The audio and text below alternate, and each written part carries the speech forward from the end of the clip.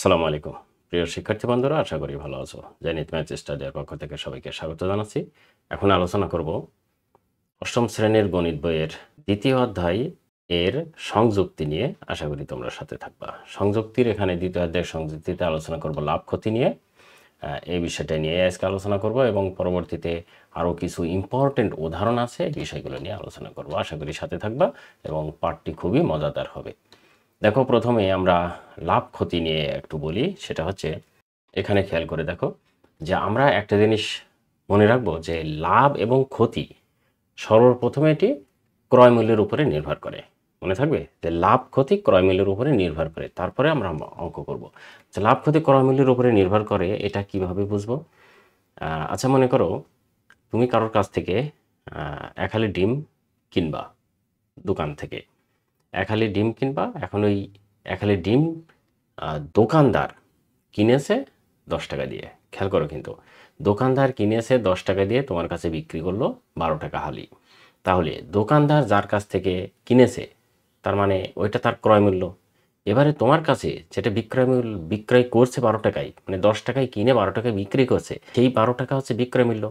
আর তুমি ক্রেতা, অর্থাৎ আমি ক্রেতা, ওই এক হালি ডিম যখন কিনবো তখন আমার কাছে ওটা ক্রয় মূল্য।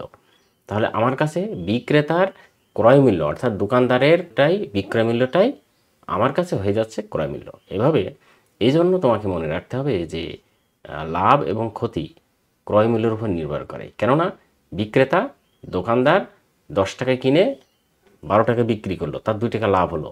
লাভ ক্ষতি কিসের উপর নির্ভর করে? ক্রয় মূল্যের উপরে নির্ভর করে। এটা মাথায় রাখতে হবে তোমাকে। ওকে প্রিয় শিক্ষার্থী বন্ধুরা, এখানে দেখো এটাই বলেছে যে এই জায়গাটা খেয়াল করে দেখো যে লাভ সমান বিক্রয় মূল্য বিয়োগ ক্রয় মূল্য। তার মানে 10 টাকায়, আমি যেটা বললাম যে 10 টাকায় কিনেছিল আর বিক্রয় করলো কত টাকায়? 12 টাকায়। তাহলে 12 বিয়োগ 10 সমান কত? 2 টাকা। এই 2 টাকা লাভ হয়েছে। এই 2 টাকা এখানে খেয়াল করে দেখো যে ক্রয় মূল্য, এই যে বিক্রয় মূল্যটা হচ্ছে যত, 12 টাকায় বিক্রয় করেছে আর ক্রয় করেছিল 10 টাকা, তাহলে লাভ হলো কত?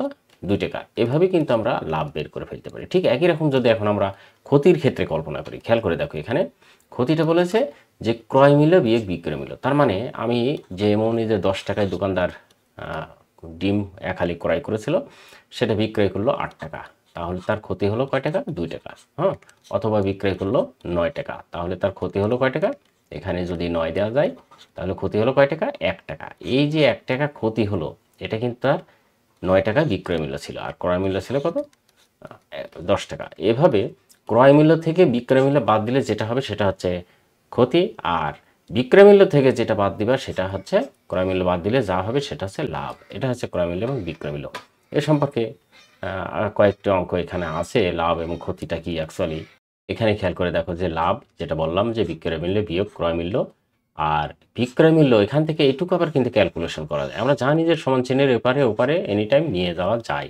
সেক্ষেত্রে যদি আমরা নিয়ে যাই, এখানে খেয়াল করে দেখো যে বিক্রয় মূল্য সমান চিহ্নের এই পারে চলে গেল, লাভটা এই পাশে চলে আসলো। তাহলে কি হলো? বিক্রয় মূল্য এখানে, এই যেখানে ক্রয় মূল্যটা ছিল, ক্রয় মূল্য যোগ বিক্রয় মূল্য। তার মানে এখানে হয়ে গেল যে এই বিক্রয় মূল্যটা অপর পাশে নিয়ে যাওয়া হলো। তার মানে এখানে থাকলো হচ্ছে লাভ, আর এখানে মাইনাস ছিল, অপর পাশে গেলে হয়ে যাবে প্লাস। সেক্ষেত্রে প্লাস ক্রয় মূল্য, ক্রয় মূল্য। ওকে, তার মানে এইটা সমান হয়ে গেল কি? এই যে বিক্রয় মূল্য। তাহলে এখানে এখন আমি বিক্রয় মূল্য লিখতে পারি। ঠিক আছে, এভাবে বিক্রয় মূল্য বের করা যায় ওই একটা সূত্র থেকে, লাভ সমান বিক্রয় মূল্য বিয়োগ ক্রয় মূল্য থেকে।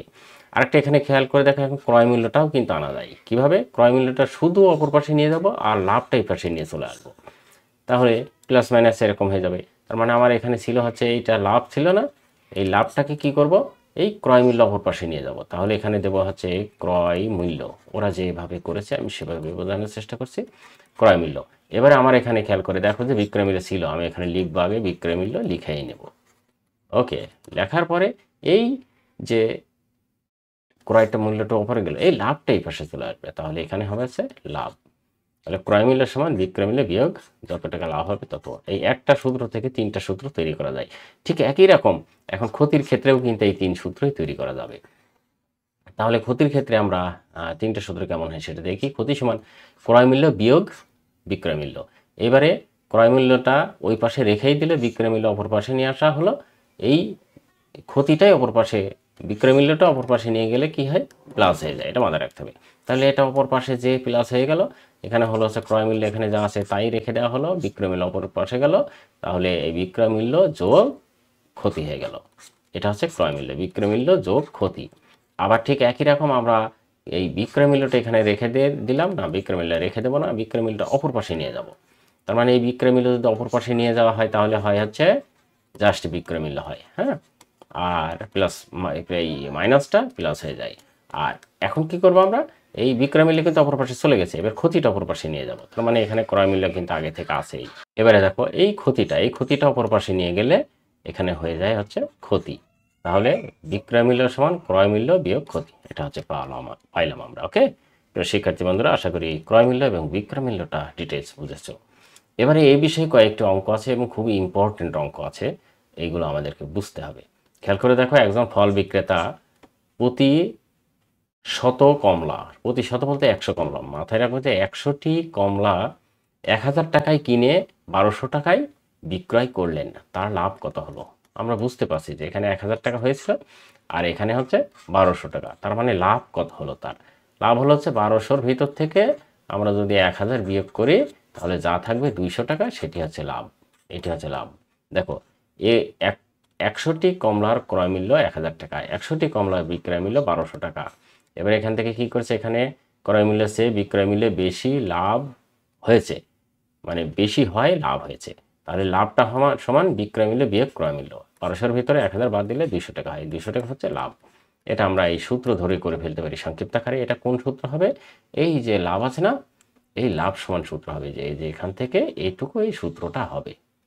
ওকে, আশা করি কিভাবে অঙ্ক করা যাবে সেটি কিন্তু বুঝতে পেরেছ। 2 নম্বর অঙ্কটি খুবই ইম্পর্ট্যান্ট অঙ্ক। একজন দোকানদার 50 কেজির এক বস্তা চাল 1600 টাকায় কিনলেন এবং চালের দাম কমে যাওয়ায় 1500 টাকায় বিক্রয় করেন, তার ক্ষতি কত টাকা হলো? খেয়াল করতে হবে ক্ষতি টাকা। এখানে এক বস্তা চালের মূল্য হচ্ছে 1600 টাকা হয়েছিল, আর এত টাকায় এক বস্তা চাল কিনে, দেখো 50 কেজির এক বস্তা চাল 1600 টাকায় কিনে দাম কমে যাওয়ায় সে কত 1500 টাকায় বিক্রয় করলো, তার ক্ষতি কত হলো? তাহলে এখানে একটা সূত্র ব্যবহার করতে হবে, সেটি হচ্ছে ক্ষতি। খেয়াল করো, ক্ষতি সমান, যেহেতু আমার ক্ষতি হয়েছে কত টাকা, এই 16 বিয়োগ 1500 লিখতে হবে। এবার 1600টা কি, আমার 1600 টাকায় কিন্তু ক্রয় করেছিল, তার মানে এখানে হবে হচ্ছে ক্রয় মূল্য। ওকে, আর এই বিক্রয় করলো কত 1500 টাকা, এখানে হবে হচ্ছে বিক্রয় মূল্য। বিক্রয় মূল্য এভাবে কিন্তু অঙ্ক করা যায়, অত ডিটেলস অঙ্ক না করে। তাহলে ক্রয় মূল্য ছিল হচ্ছে 1600 টাকা, বিক্রয় মূল্য হচ্ছে 1500 টাকা, তাহলে লাভ হলো কত 100 টাকা, এই ক্ষতি হলো কত 100 টাকা, এই যে ক্ষতি। এভাবে কিন্তু অঙ্ক শর্টকাট আকারে করে ফেলতে পারি। ওকে, এখানে 3 নম্বর উদাহরণে একটু অঙ্ক দেখো, 75 টাকায় 15টি বল পেন কিনে 90 টাকায় বিক্রয় করলে শতকরা কত লাভ বা ক্ষতি হলো? এর আগে কিন্তু শুধু লাভ এবং ক্ষতি চেয়েছিল, এবারে বলেছে শতকরা, তাহলে কিন্তু অঙ্ক একটু আলাদা। তাহলে এভাবে আমরা অঙ্ক করতে পারি। 15টি বল পেনের ক্রয় মূল্য ছিল কত 75 টাকা, এখন 15টি বল পেনের আবার বিক্রয় মূল্য কত 90 টাকা, তাহলে এখানে লাভ হলো কত, এই যে 90 বিয়োগ 75, এখানে কিন্তু দেওয়া আছে যে 90 বিয়োগ 75 সমান 15 টাকা। এই 15 টাকাটা কি হলো, লাভ হলো। এখন 75 টাকায় লাভ হয়, এর আগে কিন্তু আমি বলেছিলাম যে লাভ ক্ষতি সবসময় নির্ভর করে ক্রয় মূল্যের ওপর। তাহলে এখানে কি লিখতে হবে, যে ক্রয় মূল্যটা আমাদের নিয়ে আসতে হবে। কত টাকা ক্রয় করেছিল 75 টাকা, এই যে খেয়াল করে দেখো 75 টাকায় লাভ হয় 15 টাকায়, 1 টাকায় লাভ হয়, অতএব 100 টাকা লাভ হয়। 100 টাকা কেন দেওয়া হলো, আমার এখানে চার্জ ছিল হচ্ছে শতকরা, শতকরা মানে 100 নিয়ে আসতে হবে, আর শতকরাকে পার্সেন্ট দ্বারা প্রকাশ করা হয় এবং পার্সেন্ট মানে হচ্ছে 1/100, এইটুকু মাথায় রাখতে হবে। ঠিক আছে, এবার 1 টাকা লাভ হয় এত, অতএব 100 টাকায় এরকম হলো, এই জিনিসটা মনে রাখতে হবে। এখানে ক্যালকুলেশন আবার অনেকেই বুঝতে পারে না। 75 টাকায় লাভ হয় 15 টাকা, 1 টাকায় লাভ হলে 1 হলে কি হয়, ভাগ হয়, আর এখানে 1-এর চেয়ে বেশি হলে আবার কি হয়, গুণ হয়, তাই উপরে গেছে। এবারে এটা কাটাকাটি করে 20 টাকা হয়েছে, এই 20 টাকা কি হলো, লাভ হলো। এই জায়গায় কিন্তু টাকা দেওয়া, পার্সেন্ট দেওয়া যাবে না, এখানে টাকা দিতে হবে আর পার্সেন্ট দিতে হবে এই যে উত্তরে গিয়ে, এটা মাথায় রাখতে হবে। ওকে, এবারে এই অধ্যায়ের সবচেয়ে ইম্পর্টেন্ট অঙ্ক, যে অঙ্কটি পরীক্ষায় খুবই আসে, উদাহরণ 4। দেখো, একটি ছাগল 10% ক্ষতিতে বিক্রয় করা হলো। আচ্ছা, বিক্রয় মূল্য 450 টাকা বেশি হলে 5% ক্ষতি হয়। খেয়াল করতে হবে, এখানে বিক্রয় মূল্য 5% বেশি হলে। আচ্ছা, তার আগে আমরা 10% ক্ষতিতে বিক্রয় মূল্য বের করে নেব। 10% ক্ষতিতে বিক্রয় মূল্য 100 বিয়োগ 10 সমান 90 টাকা। বিক্রয় মূল্য হলো 90 টাকার, ক্রয় মূল্য হচ্ছে 100 টাকা। হ্যাঁ, এই দুটো কিন্তু আমরা পেয়ে গেলাম। এই যে মনে করি ছাগলটির ক্রয় মূল্য 100 টাকা, 10% ক্ষতিতে বিক্রয় মূল্য 90 টাকা। এবং এখানে আবার বলছে 5% লাভ হলে কত, এত টাকা বেশি বিক্রি করলে। তাহলে এই 5% লাভটা আমরা বের করে নেব। 5% লাভে আবার বিক্রয় মূল্য কত, 100 যোগ 5 সমান 105 টাকা। এটা হচ্ছে লাভ, আর ক্রয় মূল্য তো আমরা জানি যে 100 টাকা ছিল। সেক্ষেত্রে খেয়াল করে দেখো এই যে এখানে এরা বের করেছে। এইবার খেয়াল করে দেখো যে বিক্রয় মূল্য 15 টাকা বেশি হলে, কয় টাকা বেশি হলো, আমরা এখানে বিক্রয় করার পরে 15 টাকা হয়েছে, কেননা আগে ছিল কত 90 টাকা, আর এখন হলো কত 105 টাকা। যেহেতু 5% লাভে বিক্রয় করেছে, আর আগে বিক্রয় করেছিল 10% ক্ষতিতে। এবারে দেখো 105-এর ভিতরে এই 90 টাকা বাদ দিলে থাকে 15 টাকা। তাহলে এই 15 টাকা বিক্রয় মূল্যে বেশি আনতে হবে। বেশিটা কেন নিয়ে আসলাম, এখানে কিন্তু আমাদের বলেছে বেশির কথাই। খেয়াল করে দেখো যে বিক্রয় মূল্য বেশি হলে, এই জন্য আমরা বিক্রয় মূল্য বেশিটা বের করে নিলাম। এইবারে আমরা ক্যালকুলেশন করতে পারি। বিক্রয় মূল্য 15 টাকা বেশি হলে ক্রয় মূল্য 100 টাকা, বিক্রয় মূল্য 1 টাকা বেশি হলে ক্রয় মূল্য এই 15/100/15, কেননা 1 হলে বাই হয়, আর 445 সেখানে ইংরেজিতে দিয়েছে, ইংরেজি দরকার নেই, এটা বাংলায় দিলেই হবে।